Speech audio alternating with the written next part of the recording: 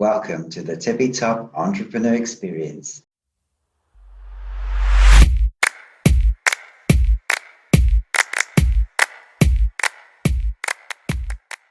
A big welcome to Jess Ratty, a.k.a. Jessification, founder and leader of Halo PR and Comms, a creative, bold, and future-focused communications agency that makes the boat go faster. Welcome, Jess. Thank you for having me, Alex. This is exciting. Right? I'm glad we finally got to do this. Now, Jess and I met at the end of 2021 while working on the Space Forge seed funding round press release, which hopefully you all would have seen, and many of you will know, 7.6 million, the largest seed funds, seed raise in the space sector in the EU to date. And Jess was instrumental in getting the word out there. So well done again, Jess. Thank you. We love working with Space Forge. We're so lucky to be on the team.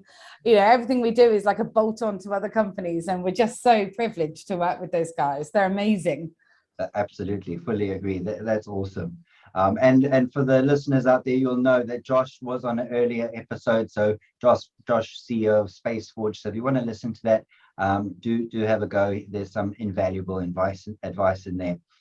Now, back to Jess. In addition to your PR and social media wizardry, you also have very strong startup experience yourself, having founded 2 startups, exited at least one, and I think suffice to say you understand the startup grind and hustle all too well. Can I pass on to you just to elaborate a bit more about your experience? Yeah, sure. So it's not just actually having run 2 companies and sold one. It's, I think it was 4.5 years working with crowdfunder.co.uk, where we helped hundreds of, even thousands of startup organizations look to raise finance, a bit of funding to get their ideas off the ground. So not just my companies, but all of the ones we work with. And I'm just fascinated by, or very curious by, the people behind startups, what it takes, the journey that you go on, and the highs and lows, because as we all know, like, nothing worth doing was ever easy. And that couldn't be more true when it comes to business.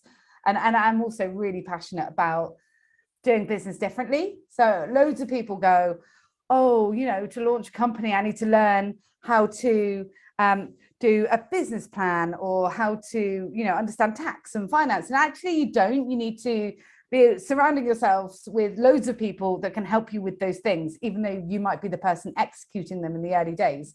But I do love that sort of, nobody ever told you that you couldn't launch a business in many cases, but nobody ever told you that you could either. So many first-time entrepreneurs find themselves in this world where they're like, what do I do? And I think that's absolutely fascinating. And the ones that go on to do really great things, there's a psychology behind it which completely fascinates me.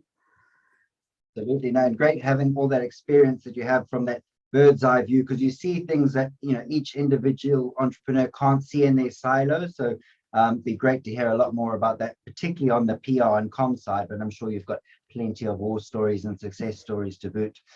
Now, 3 main topics for today, jam-packed session, all about PR, branding, crowdfunding, social media, which is a topic that's not widely understood. People have a little bit of an idea, but they don't quite nail it. And I think, especially in the current climate, in terms of online marketing, pay-per-click costs going up, Google algorithm changes, this is something that's not a nice to have. It's you have to have this in your wheelhouse. So Jess is going to teach us more. So topic 1, PR and branding, what great looks like. 2, crowdfunding, and what better person to have than Jess. So how to actually bring the crowd, and we'll tell you a bit more about that. And then 3, social media, learnings from managing 25 plus social media accounts, and a lot more startup experience. So straight into 1, PR and branding, what great looks like. So Jess, now PR feels really misunderstood, particularly, out of the big corporate domain into the startup world, that, startups don't realize the power of PR. Can you perhaps really dumb it down for us, go from first principles? What is the idiot's guide to PR? Tell us everything we need to know. Oh my gosh, we don't have all day. Okay, so let me start with why PR is important. Mostly, I would say, customers aren't going to hear about your business unless they see it somewhere. And PR, particularly editorial, as opposed to paid for advertising, has a certain amount of more trust that comes with it. So it's a little bit more official, it's got a bit more gravitas to it. And of course, we live in a world of fake news. So we've got to be really careful that our clients or you as a startup is actually getting the type of media and coverage that's going to have longevity in your business, that's going to add that gravitas and that trust and that sort of je ne sais quoi, you get seen in the right places. But why? Like, people just don't get it. You start a business, people need to hear about you, and you're not going to have £100,000 to put behind paid advertising to get direct to the heart of your audience. So, and a lot of sort of industries, I mean, we work heavily in tech and space tech. We work in fashion tech, you know, societal organizations that are creating widespread change. This is the sort of stuff we do. And each of them, not only do they have the sort of UK global media scene, so the Times, the Financial Times, you know, FT, Telegraph, whatever, all of those big guys. You've also got what's called your industry press, which is where your peers go, where people go to find out more about certain industries. You've got energy, you've got the space industry, you've got the aerospace industry, you've got when I was working at the Eden Project, when I was a whippersnapper learning my trade, there was even a trade magazine for flooring in rooms. And I've never laughed so much. We literally had a photographer fully paid to come and take photographs of the floor of an empty room that had been built. And it made the front cover. Truckers magazine, there's a trucking magazine, you know, there's everything. So for startups or for entrepreneurs looking to raise their profile, there is always a place for you. And it's just how you approach them and how you take yourself to market. Okay, now Jess, I guess you've successfully harnessed PR, and particularly in deep tech and space. Can you tell us about what really good looks like? Like, how do startups go about it, and what is, like, you know, the gold standard? Okay, so good PR looks like a good plan, well executed. And you can go from a really granular small PR, which is one press release, one key message, and off you go, and you hit up your target audience and you land yourself some coverage. But actually, you've got to think, and this is probably one of the areas where we are strong in at Halo, we think about the bigger picture. So we think about the long-term story of where this sort of, where a client's messaging or narrative needs to go versus where it is now. So you go, right, okay, so does anyone know about you? Oh, no, not yet. Let's change that. So we start with introductory PRs. We work out what the key messaging is. We do thought leadership. We do case studies. We do great social, you know, it all comes together, but that's a plan and that comes under a campaign. So that would be, I would say, not quite granular, middle term. So you're working with one client on what they've got to get out of the whole PR exercise. And then when you actually take another step back and you look at what the industry as a whole needs or what the planet needs, you go, okay, so you're one part of this ecosystem. And actually the journey is from here, where nobody really knows too much about space, to over here, where we've actually got young people coming into STEM, coming into the industry, and they're very aware of what their role is, what they can do, and the opportunities for them. That's the power of PR that people often forget, is how we can inspire young people to completely change the trajectory of their lives. So on that journey, I mean, you can take UK Launch as an example. We're lucky enough to have worked with Spaceport Cornwall from the very early days and to have understood their mission, their goals, you know, their space for good ethics and everything that they want to do. So you look at what Spaceport's doing, you align that with what Spaceport is doing, and it's a very natural fit. You understand what Virgin Orbit are trying to do and what they want to get out of it. And then, you know, you look at all the other pockets, you know, we're working on about 3 or 4 different space type PRs at the moment. But for me, I take a look back and I look at the narrative from where we started and where we're going. And it's weird. I feel like my brain has a map in it, and I can literally chart the growth of the narrative of the UK launch system. And now it's getting even more exciting. Just this week, we announced that there's a UK-US collaboration going on to cut red tape. We've got another PR coming out in a couple of weeks about another UK and US collaboration within 2 companies, and just building on that. And you can see how it's actually going global. And the best thing about all of this is I'm a girl from Cornwall, which is the very bottom of England. and I grew up in a rural location, and I didn't really have what you would call a traditional education. Like I didn't really do that well at my GCSEs, didn't get them. Dropped out of college, went and got a job, started as a waitress, But for me, I'm a living and breathing example of what space and tech can do for a career. And I want to make sure that everyone else gets the same opportunity. So here we are in rural Cornwall, still reluctant to leave because it's so beautiful, and managing like global comms in space around the world. Like, doesn't really get any better. So that's the power of comms. And it's all about deciding what you're going to do, as you would with anything, make a plan and then push it out. The other really important thing I'll just add to that is that PR is one part of a comms ecosystem. So we're really good at PR, but actually it's just one part of what we do. So we look at the key messaging, those narratives, and we'll make a decision as to whether it does fit for PR, whether it's better for a blog, whether it's good for a podcast. We'll be chatting you up, Alex, for more. And, all these things, or do we do a video? Do we do a social campaign? What's the best way to reach the audience we need? So for me, PR used to be quite a single point industry. And now I think in a modern media world, we're not a full service agency, like I hate that term, but we do what is needed to get the job done to reach the people to make the impact. Hope that helps. It's a big answer. Absolutely. Makes sense. Amazing. And I would say you do all that while still managing to go to the beach in the morning before school and work. So you're doing something right. Yeah, so I've got a massive habit of waking up at 5:30 in the morning because I love sunrise, and I think there's a really peaceful time. And when you spend a lot of time in front of the computer and you're running your own business and trying to scale that business, which is happening naturally but also quite rapidly for us, because the opportunity in space is so massive, and we're meeting so many amazing people, getting up at 5:30 in the morning and taking my daughter for breakfast on the beach, and going for a swim, even though it's quite chilly, is the contrast or the contradiction of my day life versus that simplicity. It makes it even better, and it is amazing. And I never will tire of watching my daughter run into school with sand right up the back of her legs. I think that's a brilliant childhood. It doesn't get any better. We're very lucky. Absolutely, I would say. I don't quite have that yet, but hopefully I'll get there and join you. And I think also what you've touched on there is the power of going with a sector-focused PR agency or PR person. Having that whole map in your head, as you say, you wouldn't get that from a generalist, right? Yeah, I guess not. I mean, we started out pretty general. I mean, where we live, there's loads of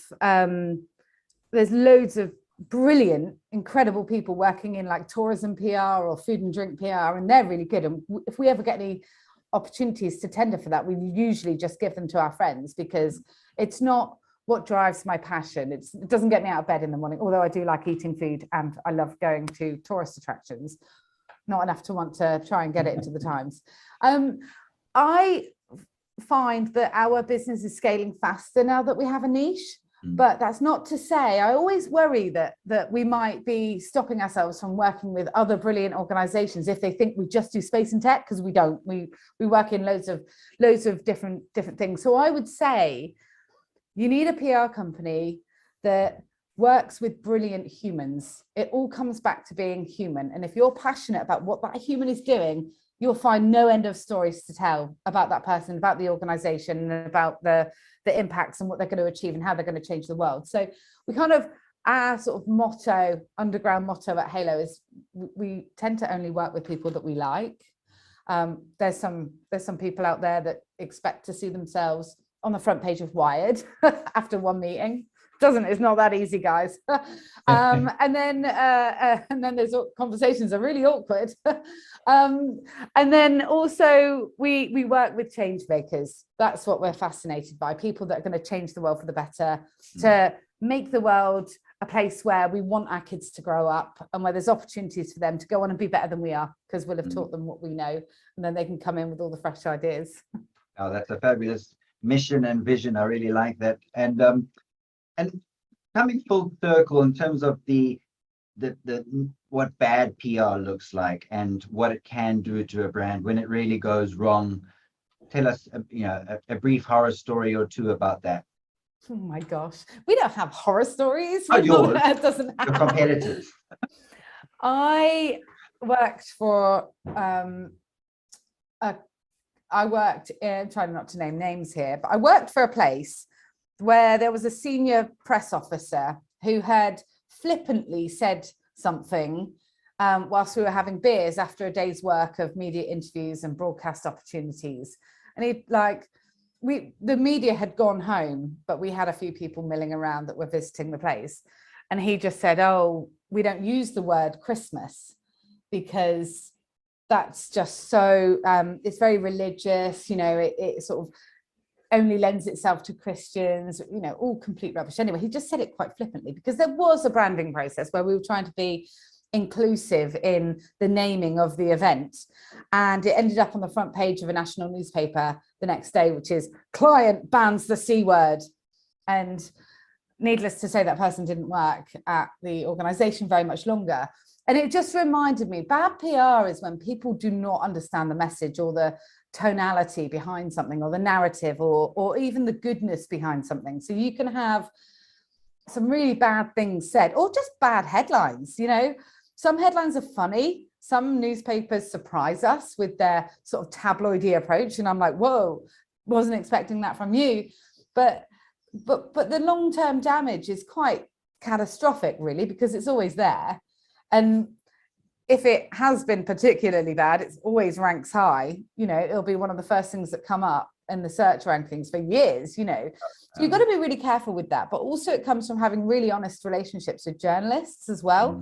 So that, what happened to this guy was he'd said this flippant remark and it wasn't even to a journalist. He'd said it to a journalist's wife.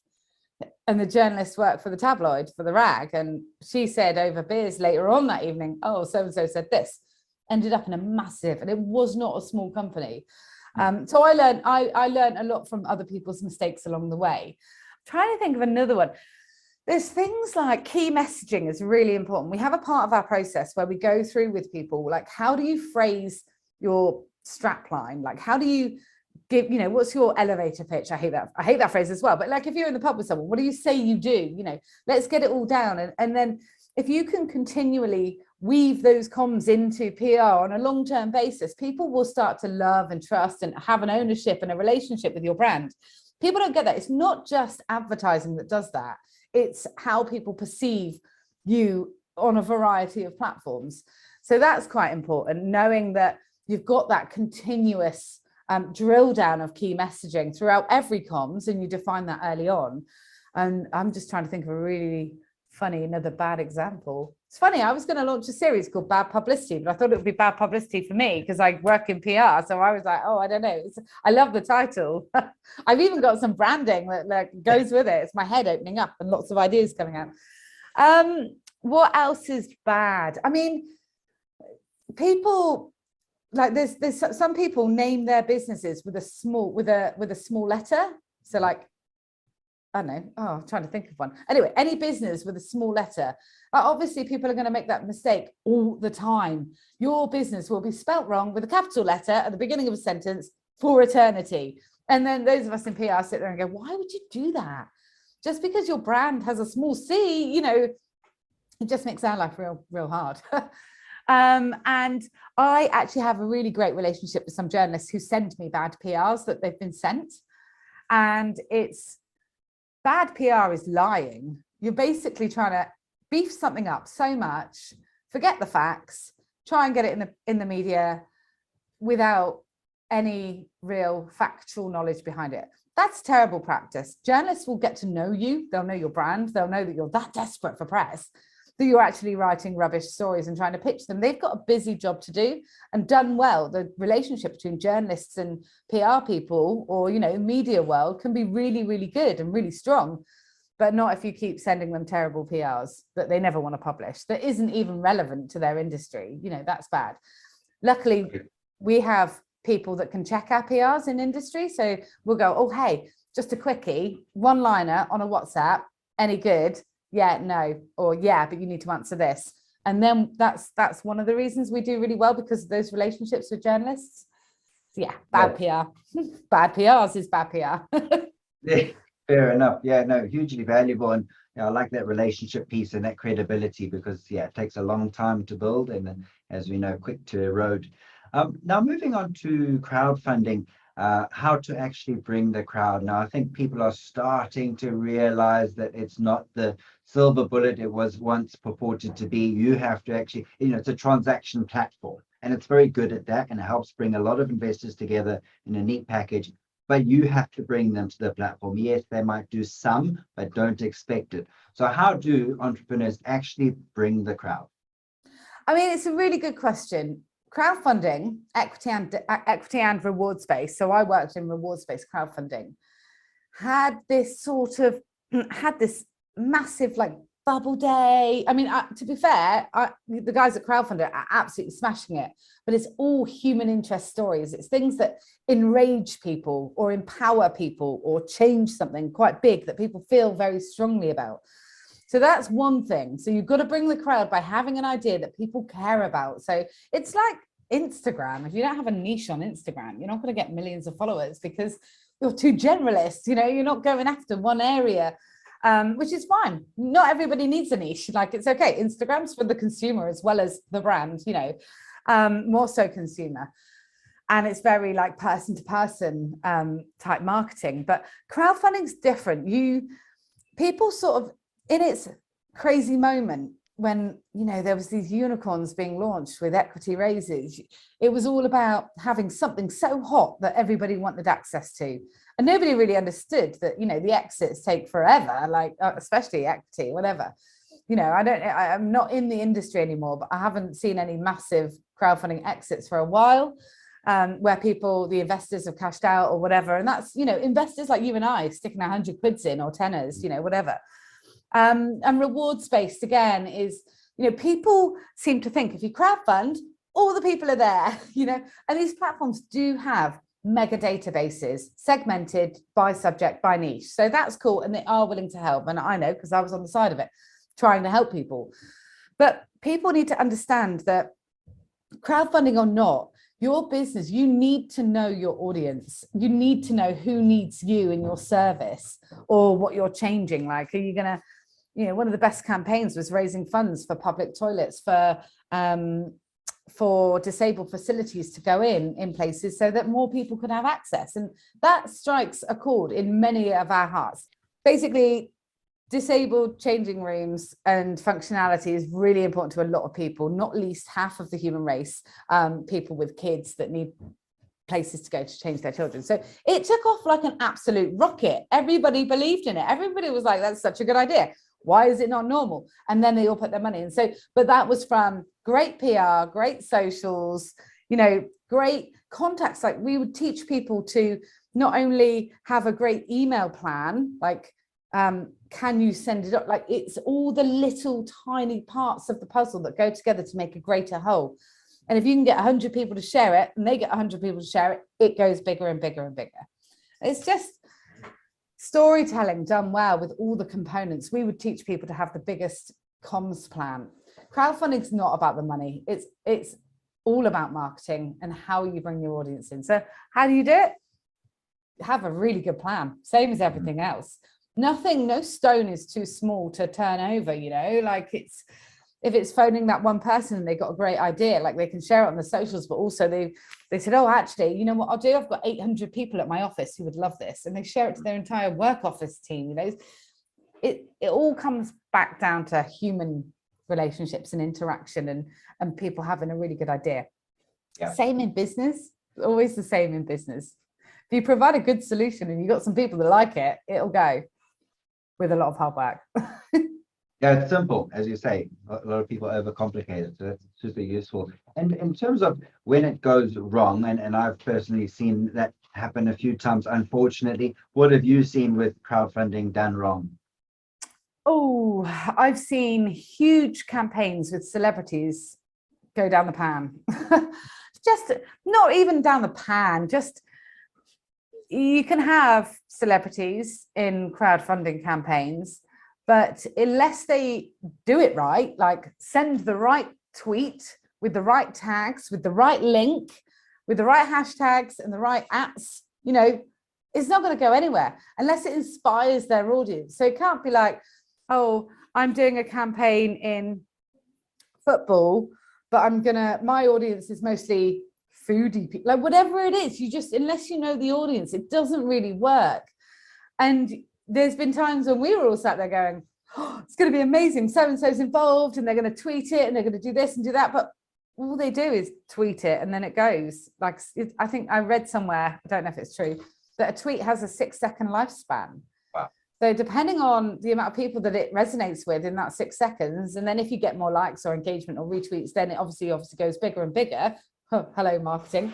But it is that. And, you know, so if you get a famous person that tweets prolifically and does this one thing, it's not going to change the world. It needs to be a part of a plan. It needs to be a part of a series of social messaging based over a series of audiences, and you need to understand what it's going to do, not just hope and pray for the best to happen. So I've seen that. I've been behind campaigns that were like that.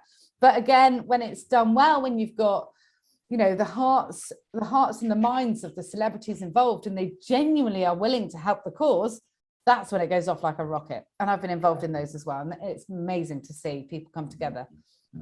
Yeah, and there's a lot of charlatans out there saying, all right, I'll promote it for you, and I'll do a tweet and an Instagram post and a, you know, Insta story. Yeah. And they say like halfway through the day they've deleted the story, and they're like, hang on a minute, you know, you don't even, and then it's gone, and then you've paid.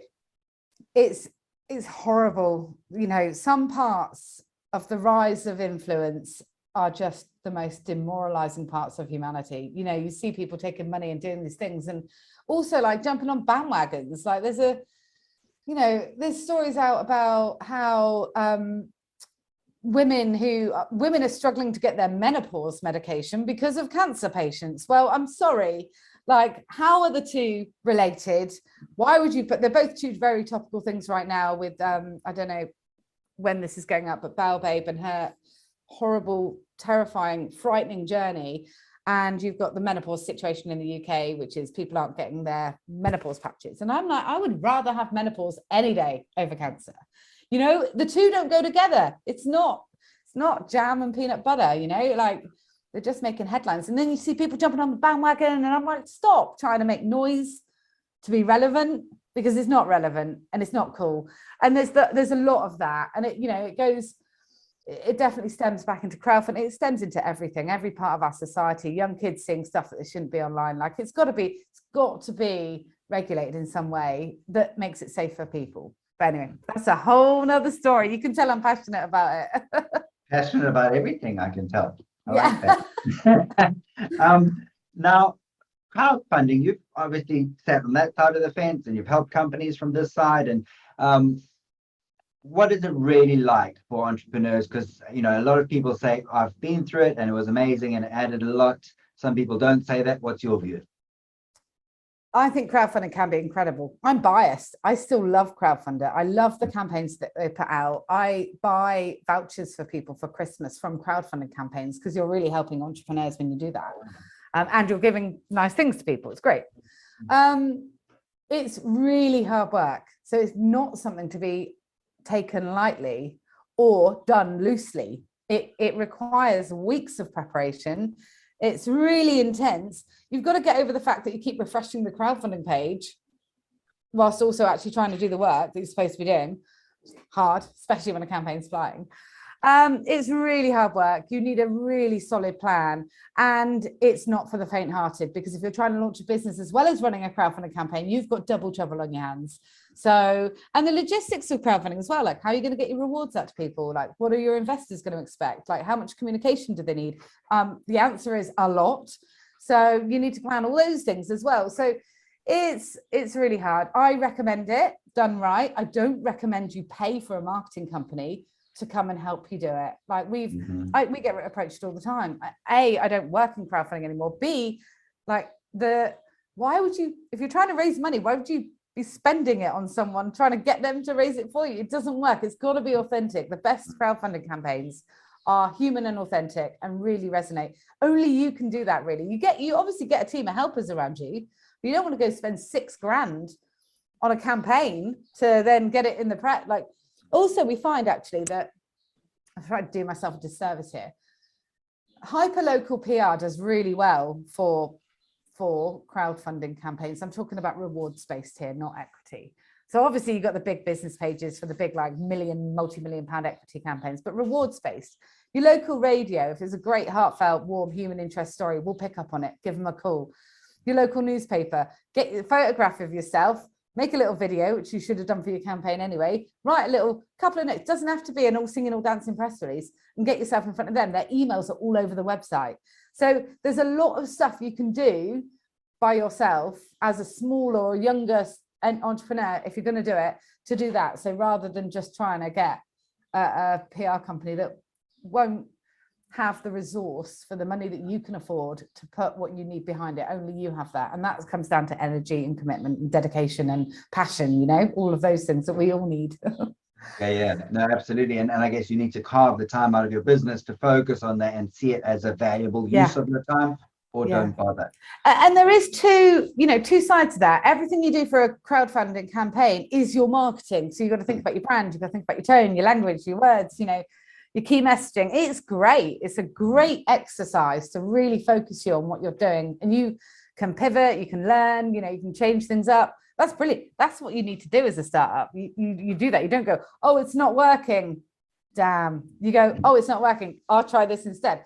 That's great. And all those things you learn when you're crowdfunding. So I think it's brilliant, but you've got to be ready for that workload. And, you know, side hustles are great, but if you're running a full-time job and you've got a side hustle and you're trying to crowdfund, you're going to wear yourself out. There'll be no beach mornings or sea swims for you if you're doing that.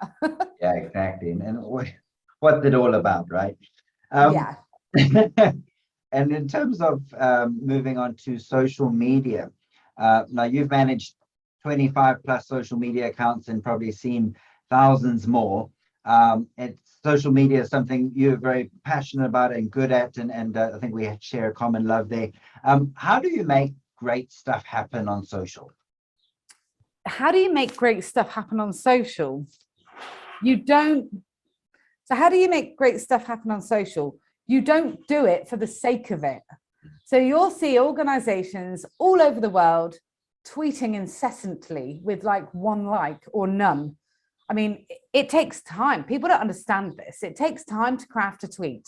And yeah, of course, there's scope to find out, to play, to explore, to learn what resonates with the audience of the organization that you're doing socials for. But the same goes for Instagram. And they're all very, very different. So no one message should ever be the same on Twitter, Instagram, LinkedIn, Facebook. I'm a bit out of love with Facebook for brands anyway, because I don't think it's not quite set up for that, especially startup brands. You know, big brands, big audiences, fine. You know, they're always going to win. And plus they've got money to put behind it. And they've got money for experiential socials, you know, interactivity, gamification, all those things. You know, that's great if you're big and you've got the dollar. But when it comes to starting socials for smaller organizations or startups, it's got to add value. You have to bring something to your audience. Tweeting repetitively, or, you know, like, oh, I work in IT and here's an interesting piece on IT that somebody else wrote about another company. Like, what? No, like, people, if that's your audience, they're going to see it. Make your own authentic content that has value, that has thoughts, opinions, vibrancy, is fun, has a bit of humor, you know, whatever. Like, try 5 tweets. If it doesn't work, do not do that again. But people aren't doing that. They're not looking at the stats. They're not looking at what's working and what's not working. And we have periods, and I've always been really honest with the people that we work with. We have periods where their socials slow down, like the cadence falls, you know, and we know that that's going to have an impact. But equally, that's because we're working on the content back of house. So we could be doing 3 case studies, 2 thought leadership pieces, working on a press release, all of these things, working on a video, editing, you know, making sure the brand is right. All of those things then get broken down into valuable messaging, and then it goes out through the channels. So there's a quieter period because, you know, my company is quite small. We're growing. But even then, I hope I never get caught in the trap of, there's not a tweet going out today. Like, oh my God, the world's like falling down around our ears, because it's not. And actually, the fact of the matter is that if you don't put a social out on a certain day, nobody's going to notice. It is not the end of the world. So it has to have value, has to be of interest. And I think that as well, you know, people talk about video being brilliant and imagery and all this, and actually, yes, it's more visually engaging. Humans are more geared up for visual stuff, but equally, you know, really simple, consistent branding throughout all of those, you know, templates, or if you've got themes, like so case studies look like this, and quotes look like that, or inspirational quotes, or you go to an event, it looks like this. And in an ideal world, Alex, I would do even more of that. Like I would have, you know, drill down into each of those themes for every single client. We're not quite there yet because nobody puts the value in the time it takes to do it that well, because they're like, oh, run our socials, here's like, I don't know, 75 quid a day. And I'm like, hang on a minute. The amount of time it takes to create the asset, write the tweet, forget about the content that you're getting the messaging from in the first place. So it's huge. People are learning value, but I still, you know, it's the same as the PR industry. I still struggle to see how you could just be a social agency, just doing social media, unless you play a role in making the narrative or working on the content. And I'm sure people do. I don't know what it's like to work in solely a social media company, but you know, you've got to be holistic about the whole thing. How does that original message that you started with when you had the first call translate 6 months on? Is it still there? You know, is it still working? Does it need tweaking? Nothing's set in stone. You can play with everything, but yeah, sorry, I'm going to stop because I could carry on on that. Good. No, we love it. And a lot of companies just have you said, like, have a social account for the sake of it. How should they be thinking about it in terms of their overall business strategy?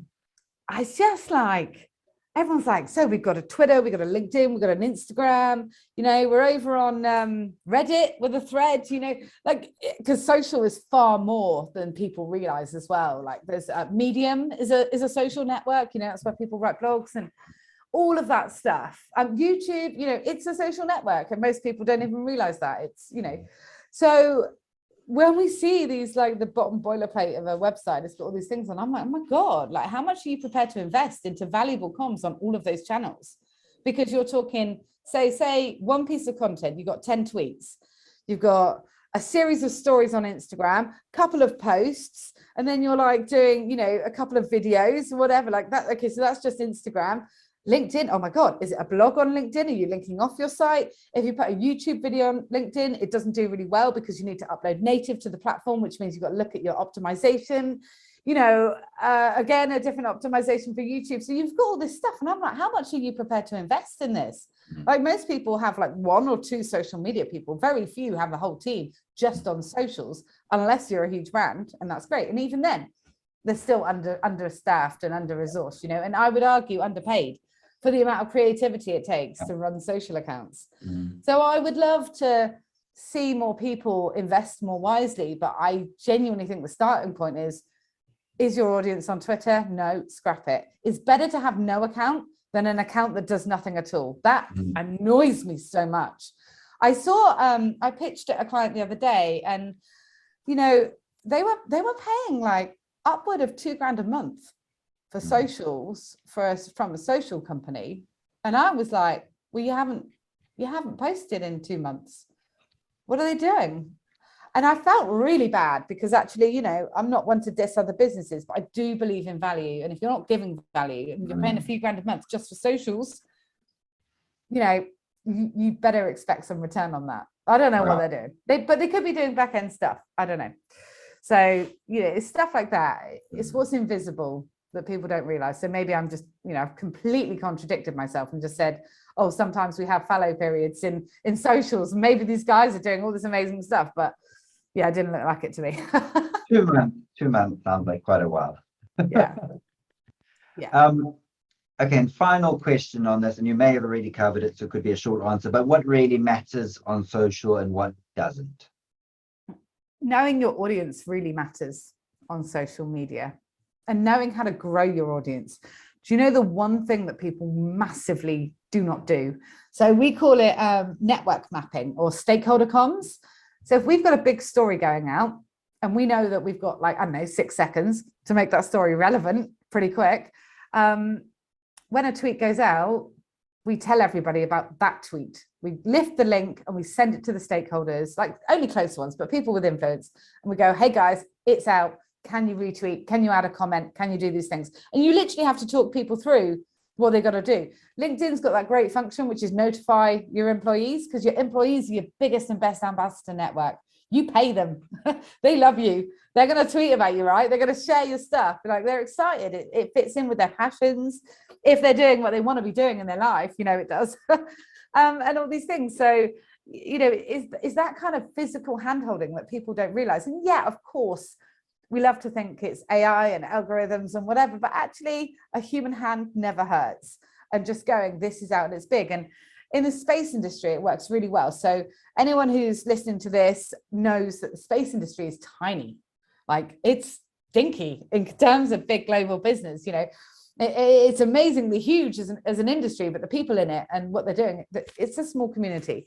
So we run obviously several space and tech accounts around the world. So when we know somebody's doing something, we can immediately make it relevant by being creative with our messaging to someone else, even if it's, oh, hey, VO, congrats. We're helping spread that message. Or when we've got big news coming out from Cornwall, and we know that Cornwall's becoming a global player in the space race, and that, we've got young kids that are going to be seeing this, and we've got digital skills partnerships down here. We go, oh, hey, digital skills partnership. This is awesome. I think it's relevant to your audience. Give it a tweet. Or we've actually got the access, and then we can go and run through the accounts. And with what we do, we ask for a lot of trust from our clients to know how to phrase it, because you've got to be quick and you've got to be reactive. And someone's like, oh my God, they've got control of the social accounts and they're tweeting about something in America. I was like, yeah, but it is relevant because we made it relevant. So stuff like that, and having it's all about the bigger picture and that narrative and that map. Absolutely. Okay, good. I wrote down a lot there. And I like that about your employees. They're a big fan base and really underutilized. And people are, as you say, paying for pay-per-click. And you're like, you have 200 employees. Like, yeah, but, and not even just that, like it's stakeholders. So investors, when we've got some big stuff going on with SpaceForge. I mean, luckily, SpaceForge have a very active investor base. They're like hawks. They know what's going on, and they always retweet and support and put their spin on it. That's brilliant. We barely have to ask them.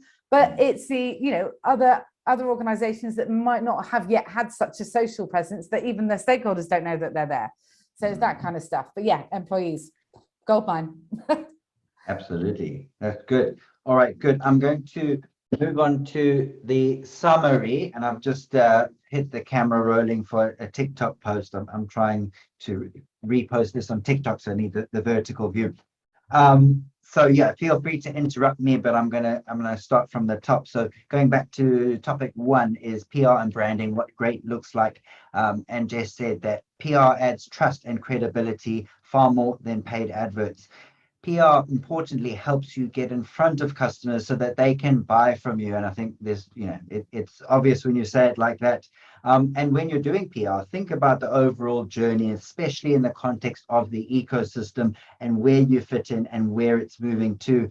And remember that PR is just part of your comm strategy. It's also about blogs, it's about videos, it's about social. So really think about it holistically. And remember, with bad PR, it will follow you around, and also journalists will come to know you. So, it takes a while to build up that trust. Don't lose it in a moment. I think it's worth adding on that is that, PR is about selling your product, but it's also about selling you and your reputation and how people think about you, and the things you say, they don't go away. So that one as well. Sorry, I had to add that in. Great addition. Great. And now one of Jess's superpowers, crowdfunding, how to actually bring the crowd. And bringing the crowd is about being human and about storytelling. It's not necessarily about money. It's about marketing and branding and relating to people. So think about that. And crowdfunding done wrong, be wary of celebrities and influencers. They aren't a guarantee of success. So just keep your pennies in your pocket, perhaps. And then remember, it's tough. It's a lot of work, and you need a solid plan. You need to think about the logistics, and you need to do it with passion and gusto and really see it as a valuable exercise, or perhaps it's not for you. Then, and also the best crowdfunding campaigns are done by you, not by someone else. You can't really outsource passion. It's like, oh, we'll just hire that in. No, not really. So that's that. And then social media. Jess has taught us a lot from managing her 25 plus social media accounts. Don't do social for the sake of it. It must have value, and it must be interesting. People retweet and engage with things that are interesting, not just the same old generic content. And then remember, it's better to have no account than a badly managed account. So perhaps before you're ready to don't run before you can walk. And then the most important thing with social is knowing your audience really well. That's the thing that really matters, because at the end of the day, it's just a comms channel to get to that audience. So really think about it in that context. And then, of course, an untapped resource, leverage your employees. They're probably your biggest fan base, and they'll give the social posts that boost up the starting blocks. And then you can get global and hopefully go viral if you're lucky. So thanks very much, Jess. Anything else to add to those last two headlines? No, it's amazing. You're really good at this, Alex. You need to do more of these podcasts. You need to be giving lessons on podcasting. I don't know about that. Still early days, but thanks very much. And thank you for all your passion and insight that really comes through. And I know you only do things you're passionate about, and it's just been so fun. So thank you. Where can we find Halo and you and Jessification and all the fabulous things you do? So this is funny, right?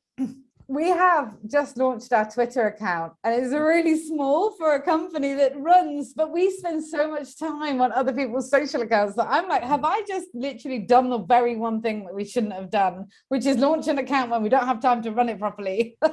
So learning from my own lessons is hilarious. So you can find me on @_Jessification_. You can get me on LinkedIn under Jessica Ratty, although I prefer to be called Jess. And I'm on Instagram under the same handle, but it's also, my Instagram is very generalist. I don't talk about PR too much. We do have a Halo Instagram, and that's where we post little fun videos and stuff, but not too often, just when we've got crazy stuff going on. We do like to post the coverage that we land there, because we're really proud of that. and talk about the organizations that we work with, so that's cool.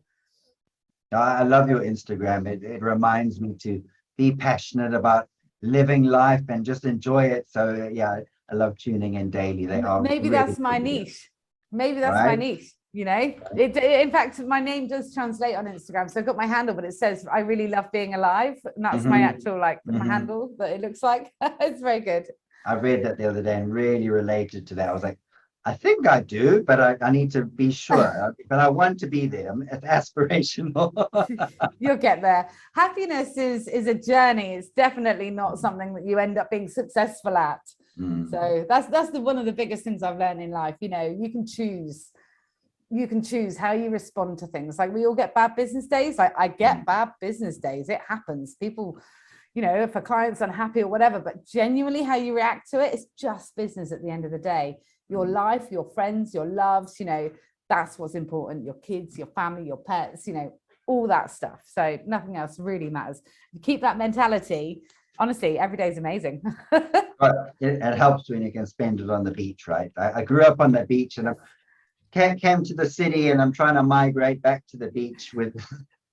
See, I swore I'd never leave Cornwall for a career, but I was determined to have a good career and to build some stuff for myself. So it's been maybe harder than the most. We didn't leave, but then equally, I'm still here and it is working. So, yeah. That's awesome. I love that. We're very lucky. You are. Thank you. But well deserved. Well deserved. You built it from brick by brick, right? So yeah. Still, I'm literally still got the cement mixer out. Good. Okay. Well, look, thanks again. It's been amazing, and we'll speak soon. Thank you for having me. You're wonderful. You too. I think the same of you. Thanks, Jay. Bye. That's all for this episode. Keep tuning in for more exclusive insights from seasoned investors, accomplished entrepreneurs, and professional service advisors.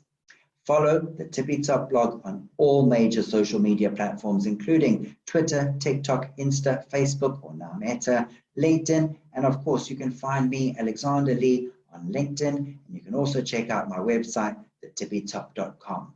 Until next time, keep pushing, and I'll see you at the Tippy Top.